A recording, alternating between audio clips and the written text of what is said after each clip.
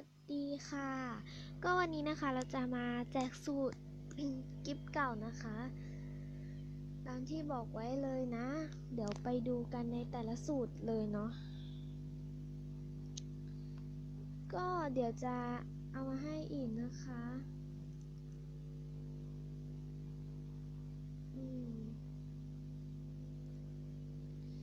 นี่นะคะสูตรแรกที่จะแจกก็จะเป็นของคนนี้เลยนะคะค้นหาตามนี้เลยส่วนนี้เป็นกิฟต์เก่าอะไรนะคะก็กดเข้าไปในของขวัญนี่นะคะมีเป็นตัวนี้นี่มีเป็นหมวกเสื้อนะคะ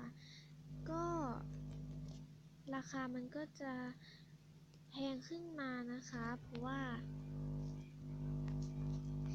มันหายากใช่ไหมมันจะไม่มีในของขวัญเดี๋ยวนี้นะคะในของขวัญนะตอนนี้นะเนี่ยมีแบบพวกเนี้ยนะแหวน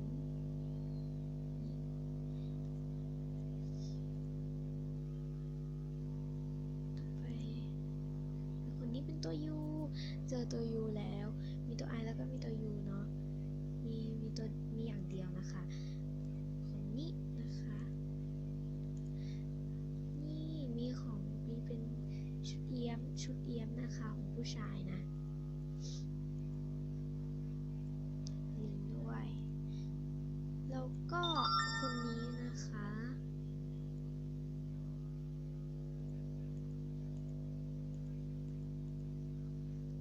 อันนี้นะคะชื่อก็ตามนี้เลยนะคะจะแคปไปก็ได้เนาะอันนี้เนี่ยตามนี้เลยนะคะค่ะเสร็จแล้วนะคะก็มีคนบอกว่ารีวิวตู้เสื้อผ้านะคะเดี๋ยวก็คลิปนี้เลยนะคะไปดูกันนะคะไม่ดูแบบทั้งหมดนะดูแบบไปทีละขั้นนะคะ normal นะคะประมาณนี้นะคะ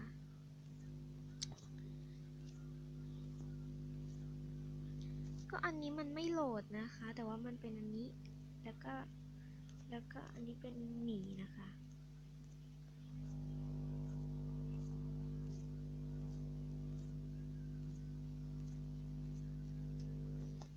โอ้ยชิด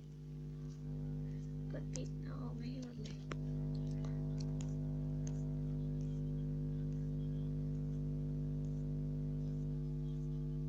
ประมาณนี้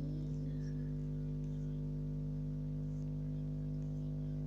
โอเคขั้นต่อไปเป็นแรนะคะแรนี่คือมีแค่นี้ซุปเปอร์แรนะคะอีพิกไม่มีเนาะทั้งหมดเนี่ยประมาณนี้แต่งตัวใหม่อันนี้เป็นชุดที่สุ่มได้นะคะอันนี้ก็สุ่มได้เหมือนกันคือแบบอันนี้เรามีอยู่เป็นสีนี้แล้วก็มีเป็นสีชมพูอ่ะคือจะเอาให้ครบคอลเลกชันเลยหรือไงเนี่ยมีเป็น2 สีเนี่ยฉันเป็นเอลซ่าแล้วเราก็เก็บไว้อันหนึ่งด้วยนะตอนนั้นอะตอนฟอร์เซนนะ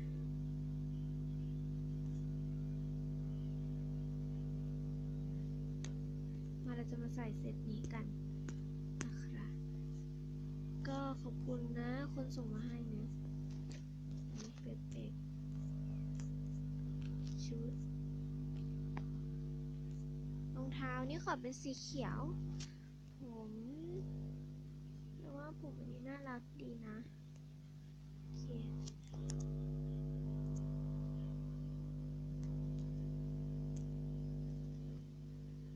โอเคนะคะก็